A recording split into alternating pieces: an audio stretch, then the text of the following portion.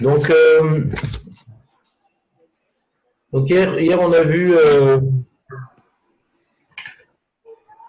Et là, en fin de compte, Antignos il sort.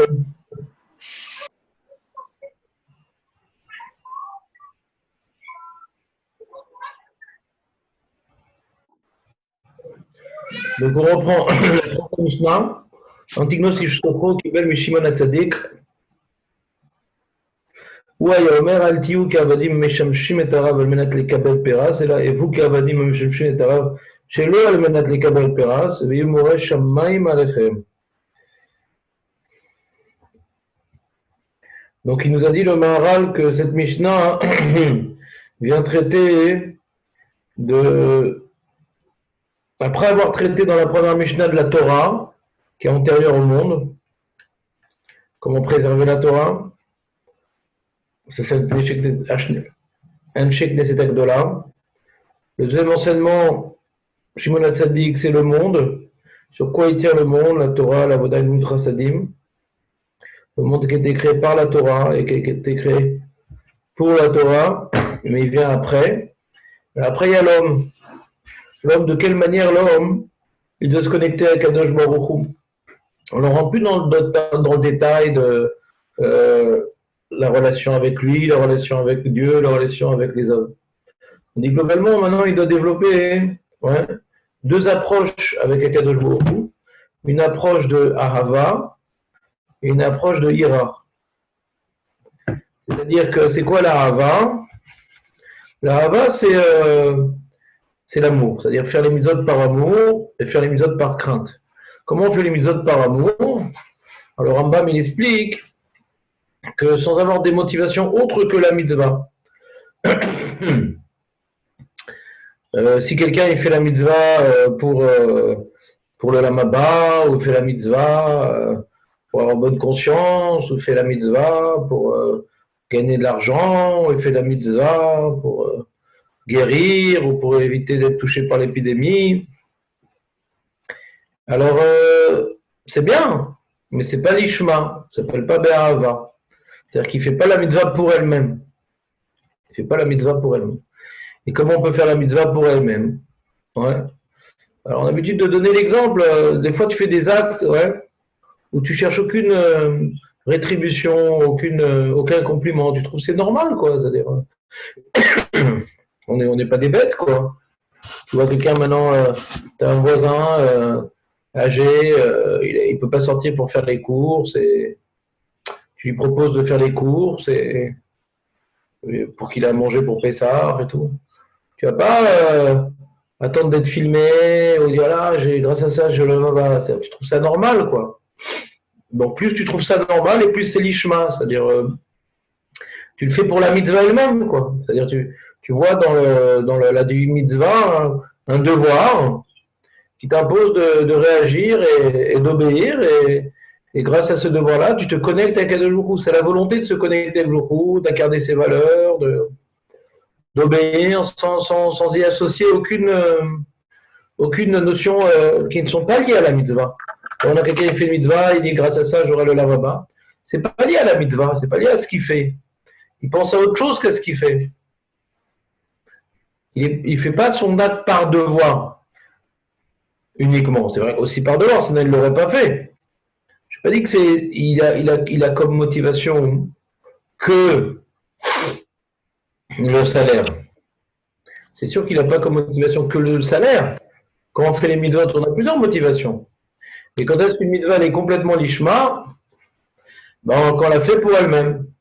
Bon, c'est un niveau très élevé. Hein, c'est-à-dire, le Rambam dit pas tout le monde a le mérite d'arriver à un niveau comme ça de faire les mitzvot lishma. Pas tout le monde arrive. Parce qu'on a besoin de motivation. C'est-à-dire, la Gemara dit Mitor chez le lishma balishma. Mitor chez le lishma balishma. Il y en a qui disent que bon, on a le droit de faire le lishma. On a le droit, c'est pas bien, mais on a le droit. Quand tu vois la Gemara qui dit Mitor chez le lishma balishma, on voit que c'est pas qu'on a le droit, c'est un derrière. C'est une manière d'y arriver. C'est-à-dire, on peut pas arriver au lishma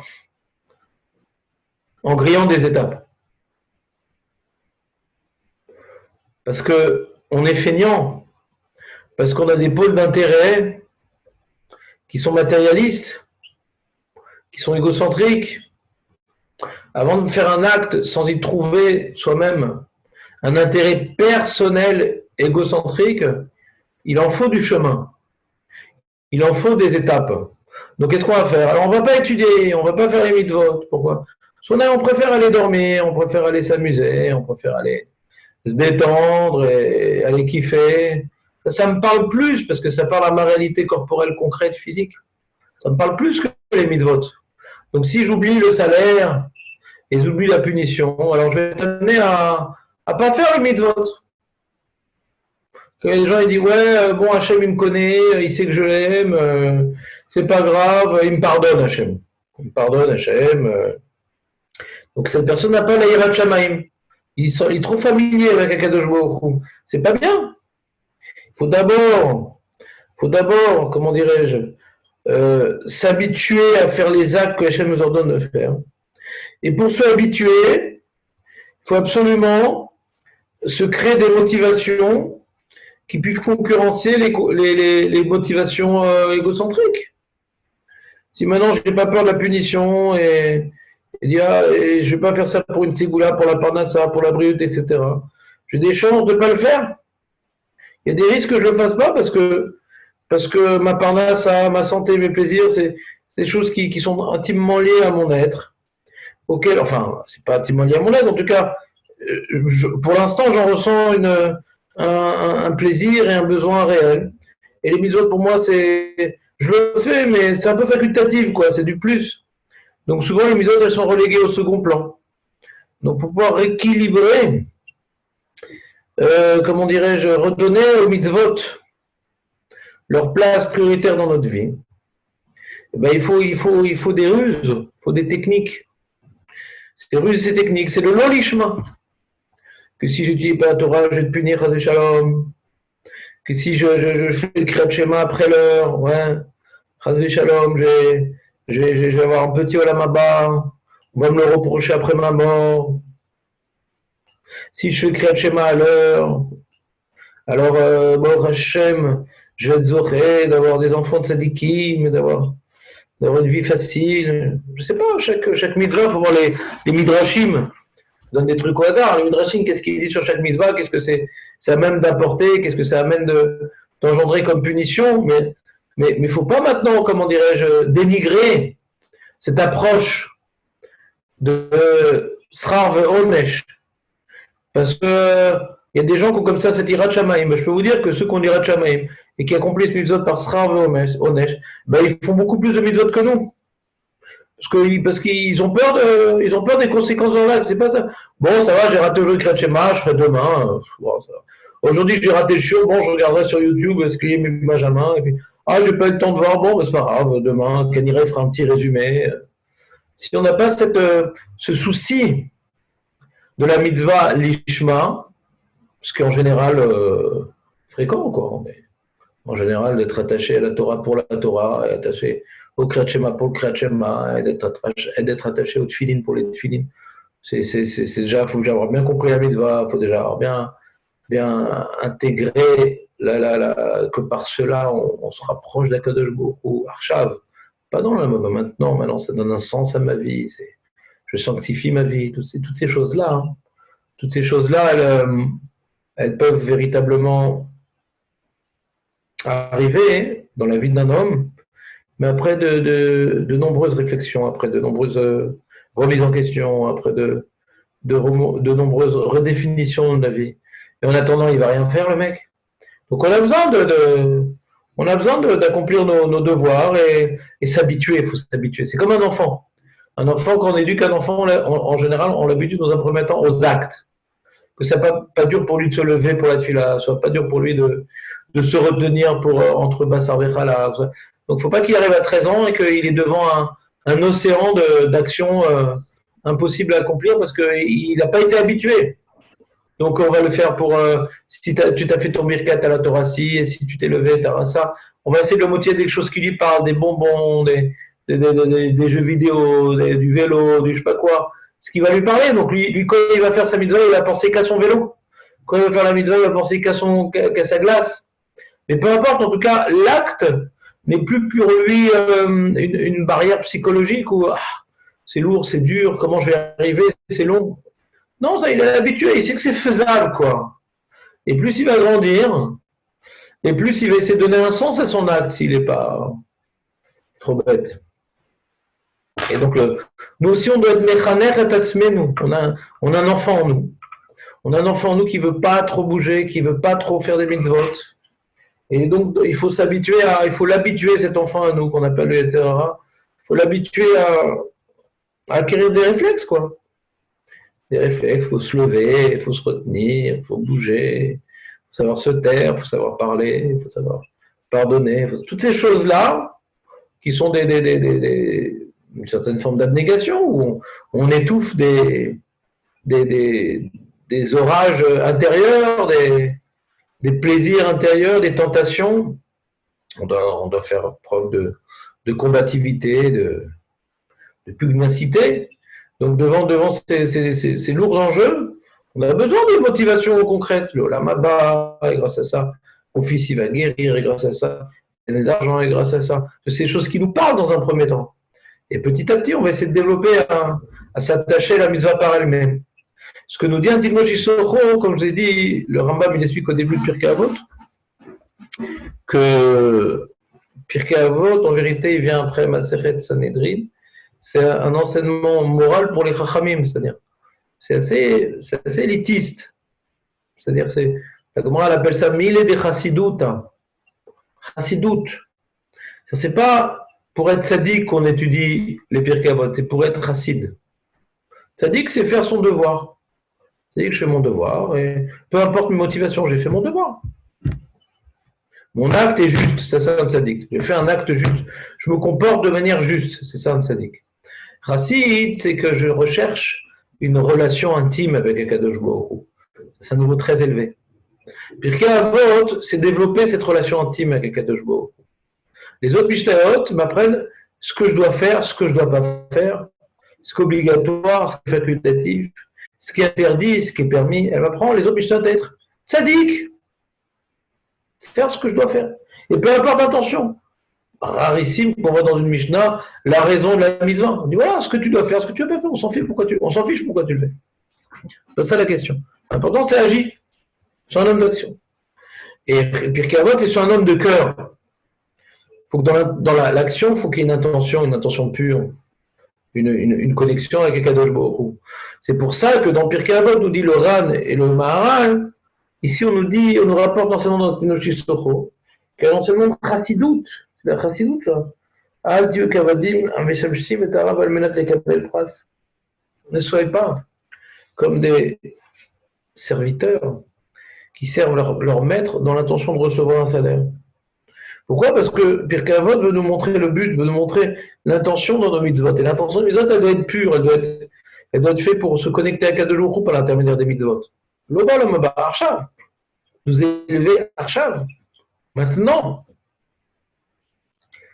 Donc, c'est pour ça que, comme ça, ils répondent les Rishonim, ce qui est écrit dans la Gemara, dans Baba Batra, dans Rosh Hashanah, que celui qui donne la tzedaka à son fils pour que son fils y guérisse, ou pour le lamabba, c'est un tzaddik gamo. Ils répondent c'est un tzaddik, mais c'est pas un chassid. J'ai accompli mon devoir, mais je ne suis pas chassid. Pour être chassid, pour véritablement me rapprocher d'Akadosh Baruch Hu, faire la mitzvah pour elle-même, et pas pour obtenir, grâce à la tzedaka, une guérison ou un salaire dans l'au-delà. Non, c'est déjà ça. Tu ne fais plus la tzedaka pour la tzedaka, tu fais pour quelque chose qui est derrière la tzedaka, qui n'est pas la tzedaka elle-même. Et l'ishma, c'est je fais pour la tzedaka, je vois l'importance d'aider des gens. C'est pour ça que j'aide des gens.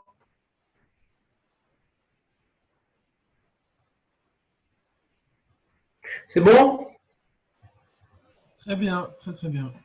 Bon, c'est des notions fondamentales, basiques, on en a déjà parlé de nombreuses reprises. Et donc, chacun il doit chercher, en vérité, un petit domaine dans lequel il n'a pas trop de difficultés à agir. Donc, il a déjà habitué son enfant à passer à l'acte. Pour même si on ne peut pas faire toute la Torah l'Ishma, c'est faux. C'est l'histoire d'une vie, quoi. C'est l'aboutissement de notre destinée de faire toute la Torah l'Ishma Bezrat Hashem. Mais au moins qu'il y ait certaines mitzvot qu'on fasse l'ishma. Qu'on voit que même si on les fait l'ishma, on ne va pas les négliger, on ne va pas les mettre au second plan. On y est suffisamment attaché pour ne pas avoir le Yetzirah du bon, de toute façon, qu'est-ce que je perds, qu'est-ce que je gagne, donc je ne vais pas trop la faire. Non, il y a des mitzvot qu'on va de toute façon faire. On s'est déjà habitué à les accomplir.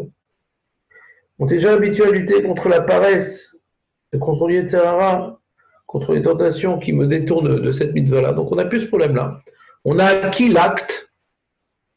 Alors on va essayer au moins dans ces choses-là d'entretenir un rapport lishma avec la mitzvah.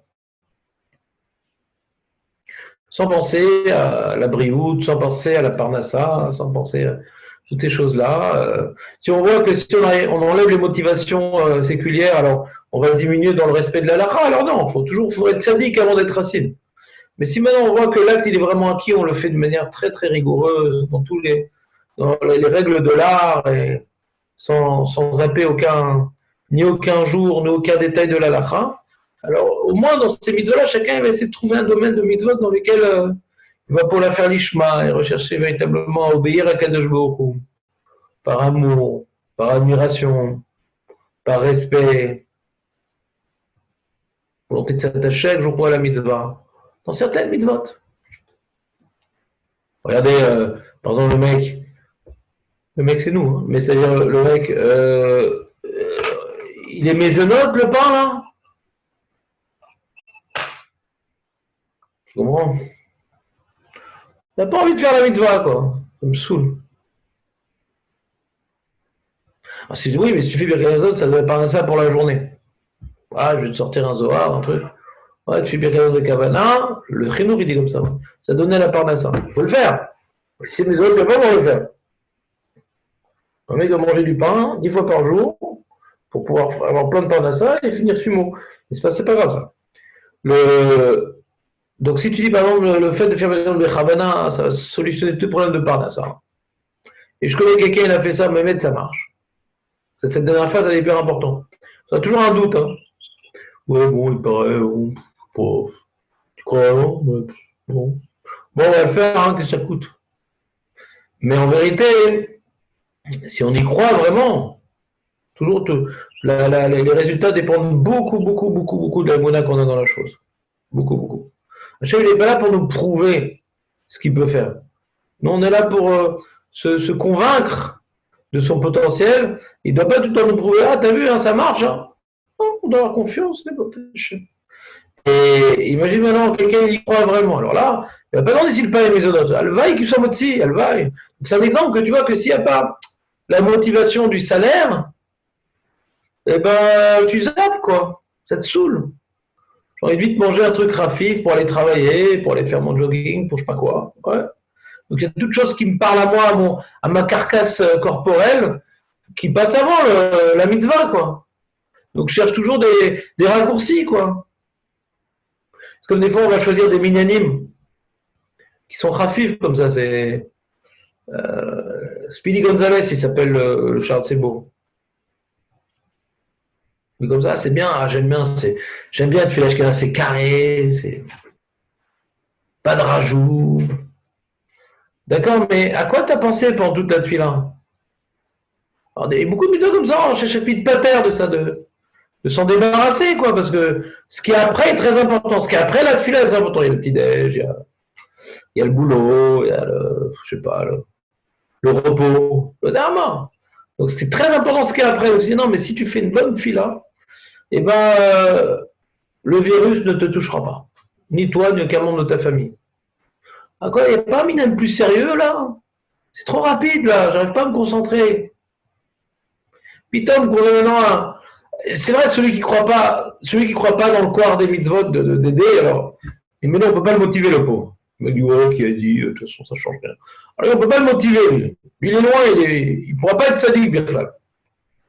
Parce que l'élément de Srav qui nous aide à nous motiver à passer à l'acte, si on n'y croit pas, alors, même sadique, on peut pas l'être, quoi. Le mec, il a des doutes et tout, je sais pas. Ouais, mais j'ai vu un mec, tout ça, bah, ça n'a pas marché pour lui. D'accord, c'est bien. Il avait des comptes à rendre. Mais si tu n'as pas de compte à rendre, Il y a des choses que Hachem, il ne veut donner que par cette mitzvah-là. Et que le mec, s'il ne la fait pas bien, il ne l'aura jamais. Ce pactole, ce loto, je sais pas quoi, il ne l'aura jamais. Après son montant, il montrait plein. Si tu as fait la mitzvah comme, si tu as fait la mitzvah, tu aurais gagné le loto, tu aurais ci, tu aurais ça.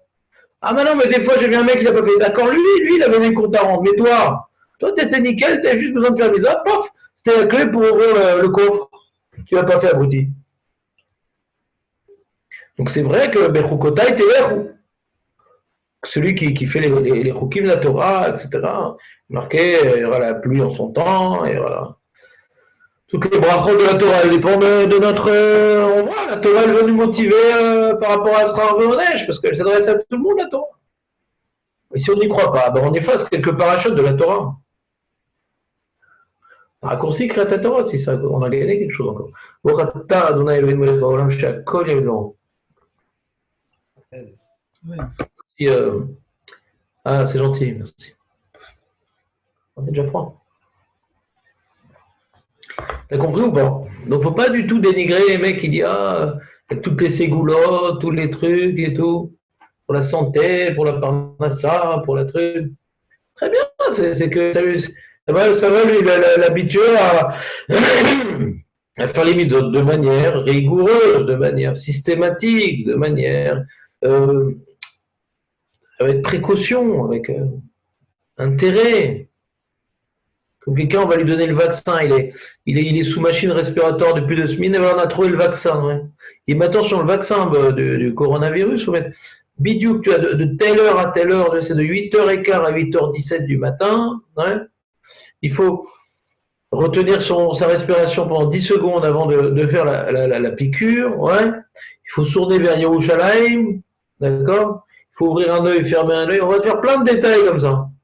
Je veux dire, le mec, il va bien relire toutes les notes, ouais. On lui a dit 20 conditions. Là, le mec, il va tout noter.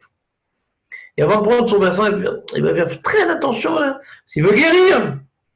Et des fois, quand on donne un cours de l'ara, le mec, il note rien. Je dis, comment tu peux te rappeler de tous ces détails-là? Alors, si je dis, si tu notes sur la bracha, la parnassa, la truc, là, tu notes pas, tu vas crever la bouche ouverte. Si je te dis tout ça, ça motive. Ça motive, bien sûr que ça motive. Mais il dit, mais Rav, c'est pas bien de parler comme ça, Rav. Non, on n'est plus des enfants. Alors, que je puisse dire ça sur moi-même. Qu'on n'est plus des enfants. Alors, c'est sympa. De quoi là, c'est fini la troisième Mishnah? Pas fini, on a fait un peu de moussard sur la troisième Mishnah. On va faire la Gemara parce que ça y est, 9h à 9h30.